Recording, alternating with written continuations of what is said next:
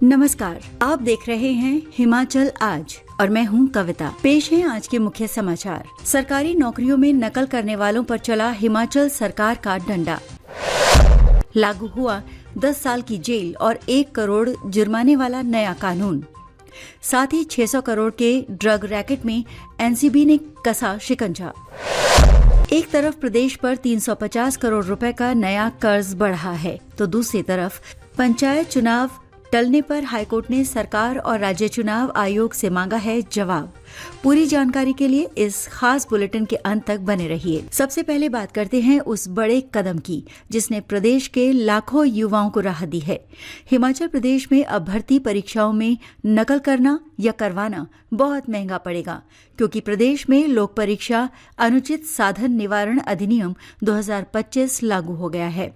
इस कानून के तहत अगर कोई व्यक्ति नकल करते हुए पाया जाता है तो उसे 10 साल तक की जेल और 1 करोड़ रुपए तक का जुर्माना भरना पड़ सकता है। ये अपराध संज्ञेय, गैर जमानती और गैर शमन योग्य होगा। सरकार का ये कदम परीक्षा प्रणाली में पारदर्शिता लाने के लिए उठाया गया है, जिसके लिए लंबे समय से मांग चल रही थी।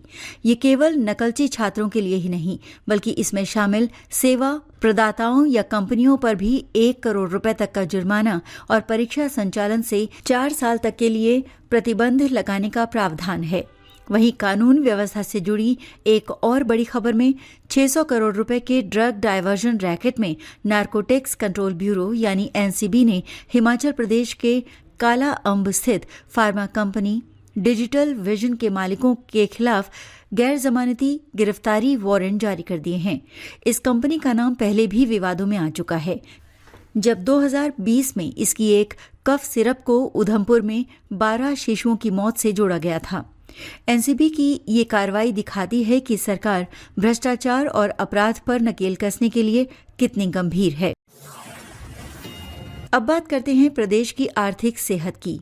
हिमाचल सरकार ने एक बार फिर 350 करोड़ रुपए का नया कर्ज लेने का फैसला किया है। राज्य के वित्त विभाग ने इस संबंध में अधिसूचना जारी कर दी है, जिसके बाद आरबीआई के माध्यम से इसकी नीलामी की जाएगी और ये राशि जल्द ही राज्य के खाते में आ जाएगी।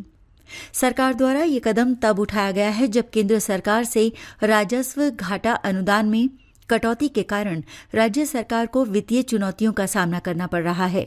सूत्रों के मुताबिक ये कर्ज राज्य का सामान्य कामकाज चलाने, कर्मचारियों के वेतन और पेंशन जैसी जरूरी अदायगियों के लिए किया जा रहा है।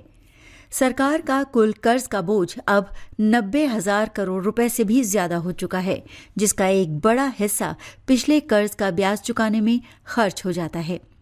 सरकार को उम्मीद है कि अगले साल 16वें वित्त आयोग की सिफारिशें लागू होने के बाद राजस्व घाटा अनुदान में सुधार होगा और वित्तीय स्थिति थोड़ी आसान हो जाएगी।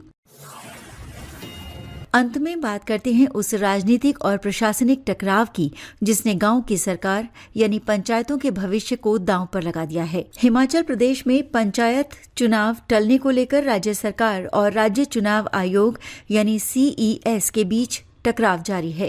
दरअसल सरकार ने आपदा प्रबंधन अधिनियम का हवाला देते हुए पंचायत चुनावों को टाल दिया है, जिस पर विपक्ष लगातार हमलावर है और इसे लोकतंत्र पर हमला बता रही है। इस मामले में हिमाचल प्रदेश हाईकोर्ट ने राज्य सरकार और चुनाव आयोग दोनों को नोटिस जारी कर दिया है और उनसे 21 दिसंबर तक जवाब मांगा है। याचिकाकर्ता ने कोर्ट में आरोप लगाया है कि सरकार जानबूझकर चुनाव में देरी कर रही है, जबकि सरकार का कहना है कि आपदा की स्थिति और सड़कों की खराब हालत के कारण इस समय चुनाव कराना संभव नहीं है। मुख्य सचिव ने भी चुनाव आयुक्त से मुलाकात कर पुनर्सीमांकन के लिए आचार संहिता की धारा 12.1 हटाने का आग्रह किया था, जिससे ये विवाद और गहरा गया है। अब सभी की निगाहें हाईकोर्ट पर टिकी हैं कि कोर्ट इस राजनीतिक और प्रशासनिक गतिरोध पर क्या फैसला सुनाता है। ये थे आज के मुख्य समाचार। जाते जाते आपसे हमारी एक छोटी सी विनती है कि अगर आपको हमारी खबरें, हमारा विश्लेषण पसंद आता है तो हिमाचल आज चैनल को तुरंत सब्सक्राइब करें। इस वीडियो को शेयर करें और हमें कमेंट करके बताएं कि इन खबरों पर आपके क्या विचार हैं, खासकर पंचायत चुनावों पर आपका क्या दृष्टिकोण है। आपके जो भी सुझाव या राय होंगी, उनमें से बेहतरीन कमेंट लिखने वालों को हम अगले बुलेटिन में एक स्पेशल मेंशन देंगे। शुभकामनाओं के साथ हमें दीजिए इजाजत।